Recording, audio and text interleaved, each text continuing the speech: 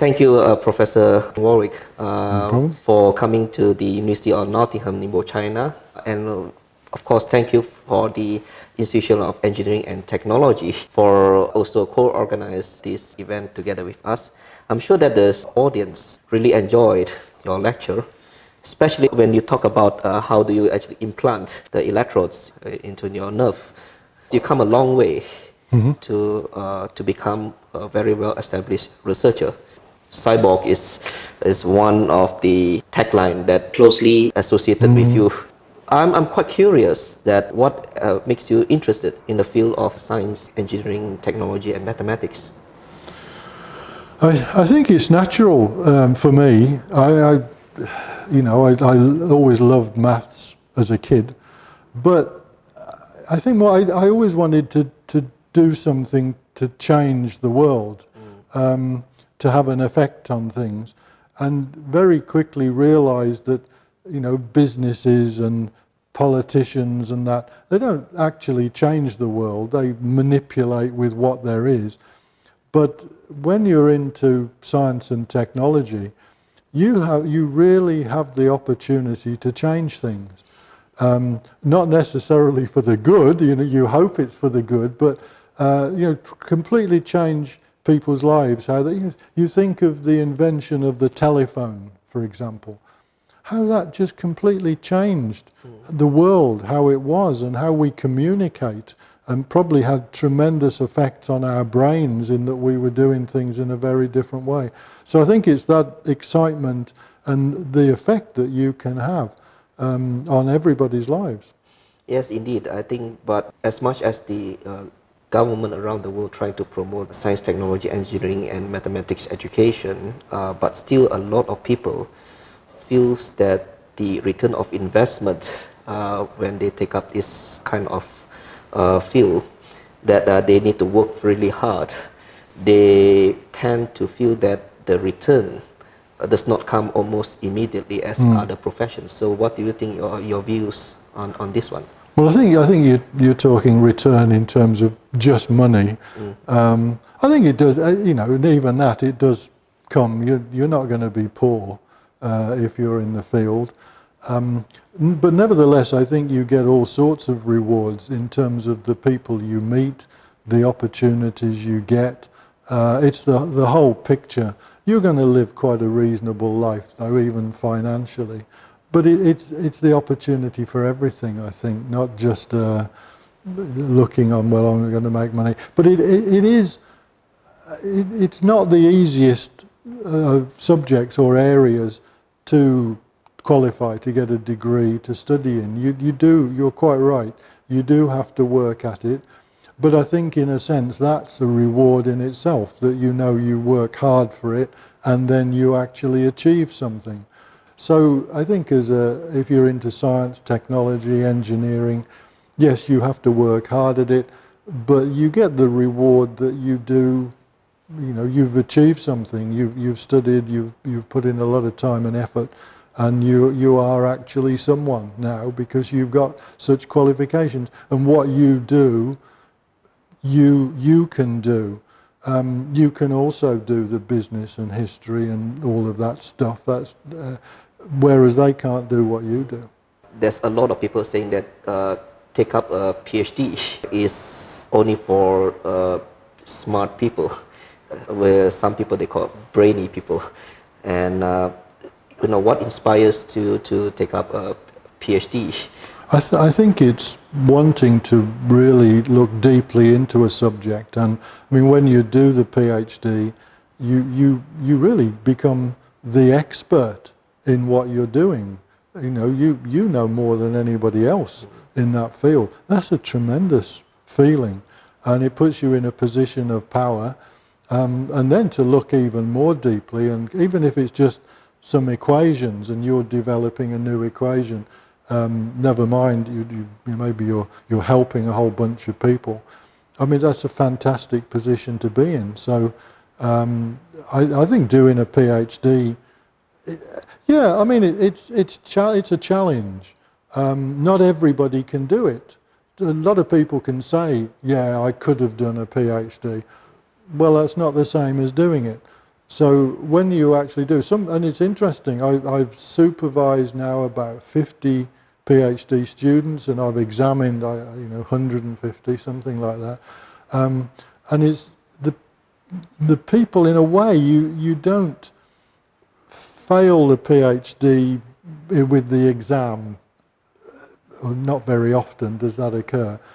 More occurs, people don't manage to finish it because they couldn't stick it. It was too tough for them.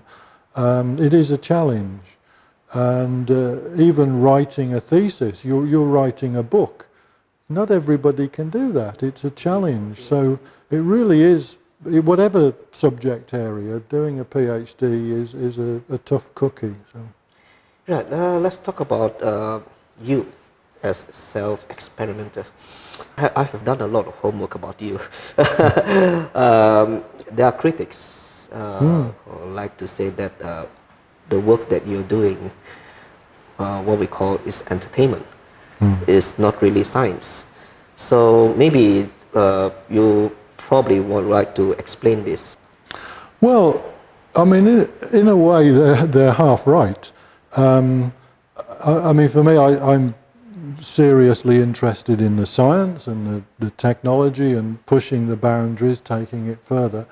But I also like to present what I'm doing in a way that people can understand. And it's very easy in the world of science to make things sound difficult and complicated, and people don't understand what they're talking about. Well, I like to do it the other way and try and explain in a way, this is not dumbing down, but explain in a way that people can understand what it is I'm doing. The trouble is then if they understand it, well, that's simple what you do. Well, yeah, it is. So, relative, now I've explained it, now you know what I'm talking about. So, and they understand it. So some of my critics, I think it's good in a way, means they do understand what I've been talking about, but then they think, well, it's just entertainment.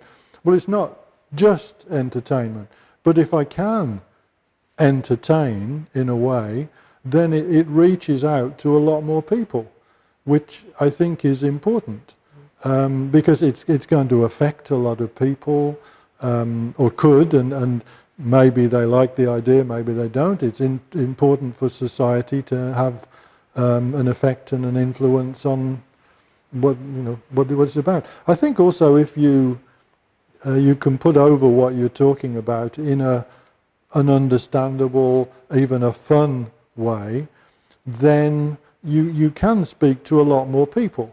So I have been on chat shows in the United States and front of magazines and things like that, which is great when it happens, but it is then appealing to a lot of people. But at the same time, if you're on the cover of Wired magazine, that annoys some people who are not on the cover of Wired magazine, and then they start to say, oh, it's only entertainment.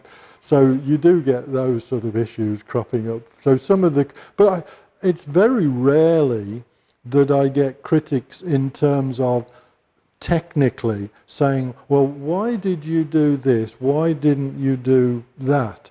Sometimes I might get that, and either I explain why that is the case, or, well, yeah, you've got a good point. If I do it again, I would do it that way. It's quite intriguing because just now you mentioned, you said that you're hoping more critics on the technical side, rather right. That probably the critics are more on the popular science rather than the real technical engineering. One example, I've done quite a bit with the Turing test. Turing test, yes. Which is basically is about getting machines to communicate like a human. Yes.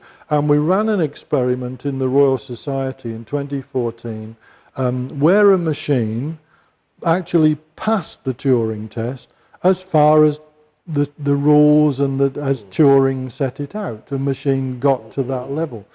And then I got criticism, no, a machine hasn't passed the Turing test. Well, yeah, but it has.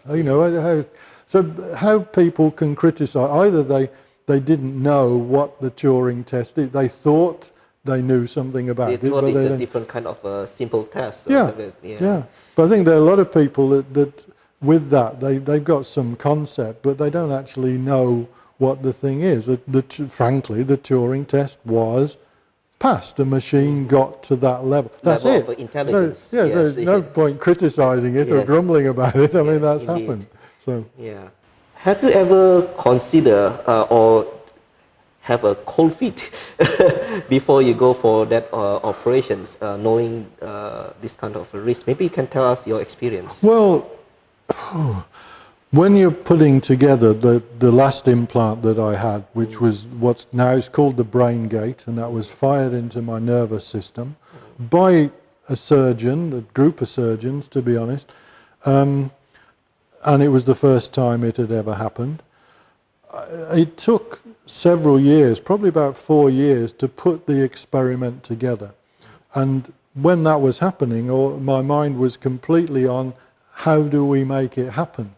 Because there were so many reasons for it not to happen. Even the surgeon saying, "Oh, we can't do that because," or people, the university insurance people saying, "Well, you're not going to be insured if you do this," and so it goes on. Even the communications people, what if you say that? People might not like you saying that. So there are a lot of people that try and stop you from doing things like that, and you have to just keep going. It, right? So far from being scared of not doing it, you really push to do it. You really push to the frontier Yeah, of and knowledge. the surgeon that was involved, the main surgeon, about 4 days before the operation, he took me to one side and very quietly said, "Look, this is what's going to happen," and very calm about it.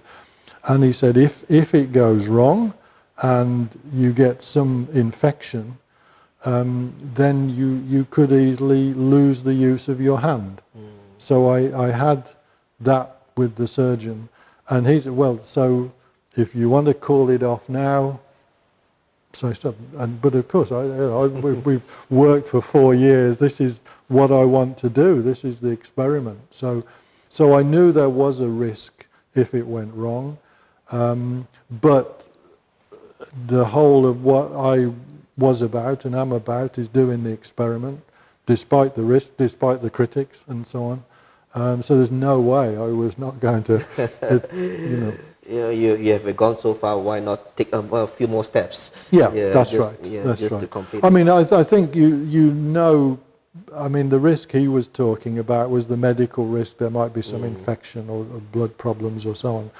There's scientifically, there's all sorts of risks that you don't know what they are. We were blasting electric current into my nervous system that was going up to my brain. Would everything be all right in that? Would my brain learn signals, or would it close down in some way? You just don't know. Yes. What we were doing was different. Indeed. So I understand that your lovely wife also implanted some electrodes into her nervous system. How the heck did you talk her out of this? She would dispute with you. She was very much, she'd been part of the discussions from the word go.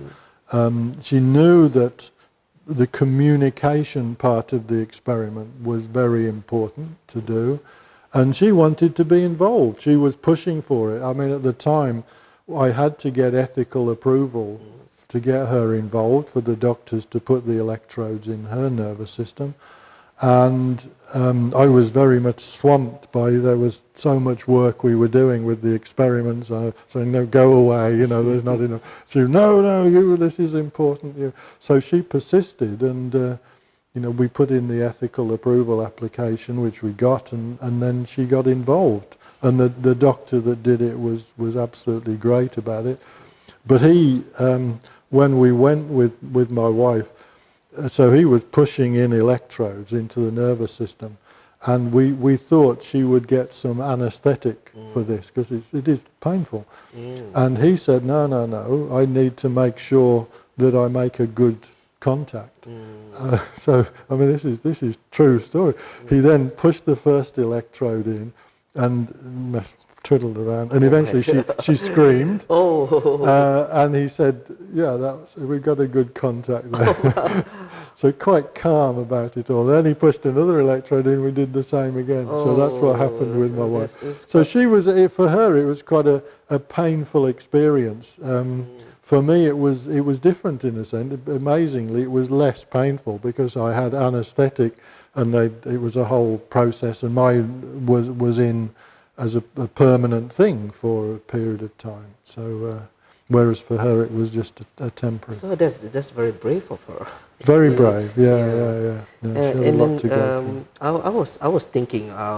But she was skeptical beforehand. She, how is this? How are we going to communicate nervous system to nervous system?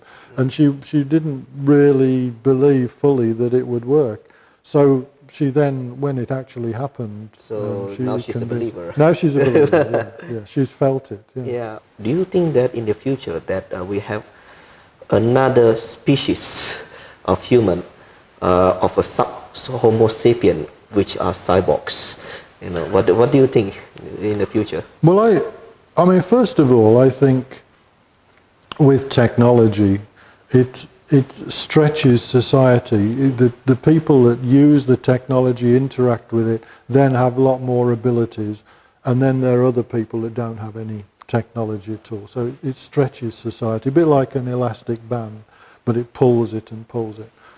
And with this, I think if we're looking at in the future, having implants in your brain to upgrade your intelligence, to improve your memory, certainly to improve communication, I think it will stretch the elastic band more, but it may well break it.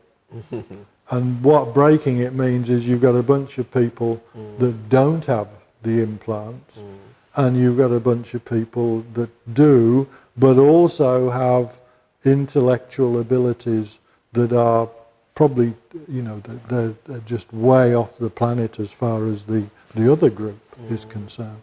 That, you can communicate by thinking to each other. You can dump your memory into a system. Imagine that you're communicating telepathy. Yeah. And then what you're going to get if some ordinary human walks into the room and says, "Oh, you can't do that."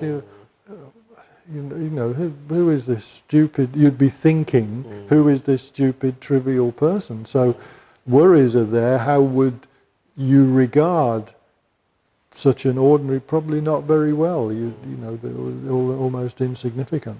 So, Professor Warwick, what do you think is your advice for people who want to take up this field as their career choice? Well, in terms of a career, being involved in science, technology, engineering is the most rewarding thing you can possibly do, but it's also the most exciting thing. But you are really going to change people's lives. You're going to help an awful lot of people who have problems of one kind or another, and create new ways of the world looking at things around. There's no other area that you could take as a career that can do that. So it's only true. And you can have fun when you're doing it. Yes, of course. We had a lot of fun. Oh, yeah. Anyway, thank you, Professor Warwick. Thank you very much. Good talking with you. We hope to see you again anytime soon. Yes, I hope so. I'm sure that the students enjoy your lectures. Again, I would like to thank not only you, I would like to thank the university for hosting this, and of course the Institution of Engineering and Technology, IET, for also co-host the event. Done a very good job. Yeah, good to the IET. Yeah. Okay, thank you so much. Thank you.